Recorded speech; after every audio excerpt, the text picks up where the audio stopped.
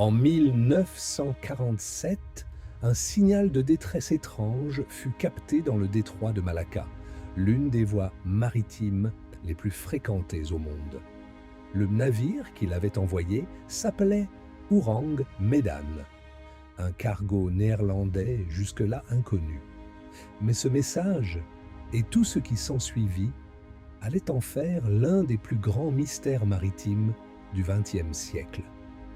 Au début, le message était brouillé, difficile à comprendre. Mais une phrase glaçante parvint tout de même à plusieurs radios. Le capitaine est mort. Tous les officiers sont morts. Tout l'équipage est peut-être mort. Je suis en train de mourir.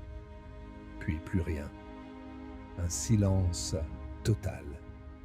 Le navire marchand américain Silver Star fut le premier à répondre à l'appel. Lorsqu'il retrouva Ourang Medan, celui-ci dérivait lentement, sans aucun signe de vie à bord.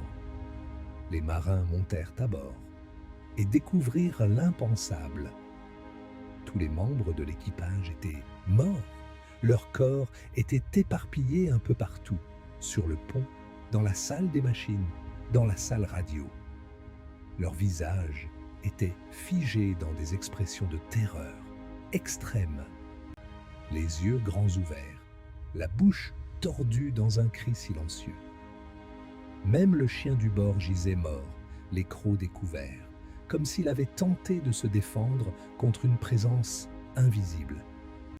Il n'y avait aucune trace de lutte, pas de sang, pas de blessure visible, pas de signe clair d'empoisonnement. Mais l'atmosphère à bord était glaciale. Alors que dehors régnait une chaleur tropicale, les cales du navire étaient anormalement froides, comme si quelque chose avait aspiré toute chaleur, toute vie. L'équipage du Silver Star tenta de remorquer le navire afin de permettre une enquête. Mais soudain, un incendie éclata à bord. En quelques minutes, les flammes dévorèrent le navire. Les marins durent fuir, et peu après, Ourang Medan explosa et coula, emportant avec lui tous les secrets de cette nuit maudite. Que s'est-il passé à bord? Plusieurs théories existent. Fuite de gaz toxiques, armes chimiques de contrebande datant de la Seconde Guerre mondiale, intoxication au monoxyde de carbone. Quelque chose d'inexplicable. Certains avancent même des phénomènes paranormaux, infrasons, radiation, ou une force malveillante qu'aucune science ne peut encore expliquer. À ce jour, aucun rapport officiel ne confirme totalement cette histoire. Certains pensent qu'il ne s'agit que d'une légende maritime.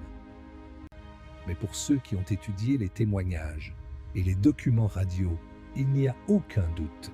Cela s'est réellement produit.